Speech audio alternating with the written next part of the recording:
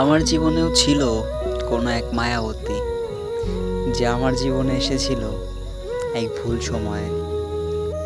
তার আগমন ছিল যেন গ্রীষ্মের দাবদাহে এক ফসলা শান্ত বৃষ্টি। কোনো এক ব্যস্ত দুপুরে, হয়তো বা মেঘলা এক সন্ধ্যায় তাকে প্রথম দেখেছিলাম। তার চোখ, তার হাসি, সব কিছুতেই ছিল এক অদ্ভুত সারল্য আর আকর্ষণ। মুহূর্তেই আমার চেনা জানা পৃথিবীটা যেন বদলে গিয়েছিল। সে যখন পাশে ছিল, মনে হতো এটাই বুঝি জীবন।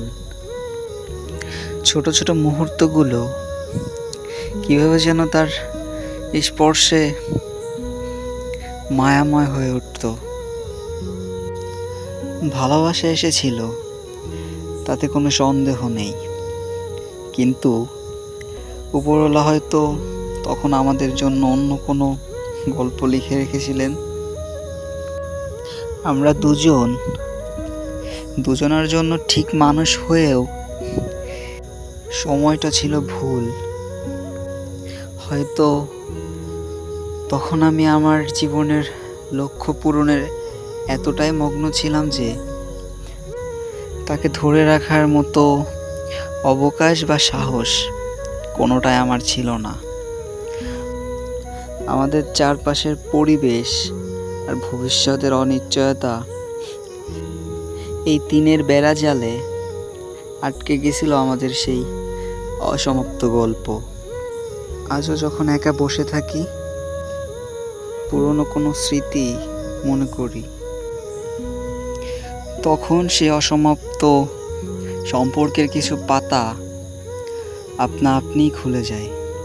কষ্ট হয় না, বরং মনে হয় কিছু ভালোবাসা হয়তো শুধু স্মৃতি হয়ে থাকার জন্য আসে। সে এসেছিল বলেই আমি শিখেছিলাম ভালোবাসার গভীরতা কেমন হতে পারে। সেই মায়াবতীকে আমার সমস্ত শ্রদ্ধা আর ভালোবাসা, কারণ সে আমাকে শিখিয়ে দিয়ে গেছে সময় আর সুযোগ সব সময় একসাথে আসে না। সময় ভুল হলেও গভীরতম ভালোবাসাও পথ খুঁজে পায় না। সেই ভুল সময়ের মায়াবতী আজও আমার হৃদয়ের এক নিভৃত কোণে স্থান করে আছে।